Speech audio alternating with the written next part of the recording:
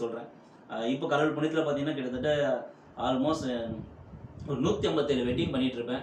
So நம்ம சென்னையில் வச்சுட்டு இருந்த ஆஃபீஸு இன்றைக்கி அதை தாண்டி நம்மளோட உழைப்பில் இன்றைக்கி பெங்களூர்லேயே வந்துட்டு உரமாவு ப்ளஸ் வந்துட்டு பன்சங்கரி அங்கெல்லாம் நம்ம இப்போ ஆஃபீஸ் வச்சுட்ருக்கோம். ஸோ கடவுள் புண்ணியத்தில் ஈவெண்ட்ஸ் எல்லாமே நல்லபடியாக போயிட்டுருக்கு. ஸோ அதே நேரத்தில் வந்துட்டு இப்போ கொஞ்சம் சில பிஸ்னஸும் இன்னும் ஆட் பண்ணியிருக்கேன். பத்திரிக்கை துறையில் வந்துட்டு சட்டத்தராசுன்னு ஒரு புக்கை வச்சு நம்ம நடத்திட்டு இருக்கோம். ஸோ அதேமாரி வந்துட்டு ஆர்பிகே என்டர்பிரைசஸ் கம்பெனியில் வந்துட்டு இந்த எஃப்என்பி ப்ராடக்ட்ஸு ஸோ அதெல்லாம் கொஞ்சம் எடுத்து பண்ணிகிட்டு இருக்கோம். ஸோ நம்ம என்னை பொறுத்தவரைக்கும் சார் 24/7 எதனா ஒன்று நம்மளை வந்து ஆக்குபைட் பண்ணிட்டே இருக்கணும். ஈவன் இந்த பேண்டமிக்கில் கூட வந்துட்டு என்னடா அது நம்ம வந்து பேண்டமிக்கில் யாருக்கும் பிஸ்னஸ் எல்லாம் தான். பட் நம்ம புதுசாக என்ன க்ரியேட் பண்ணலாம்.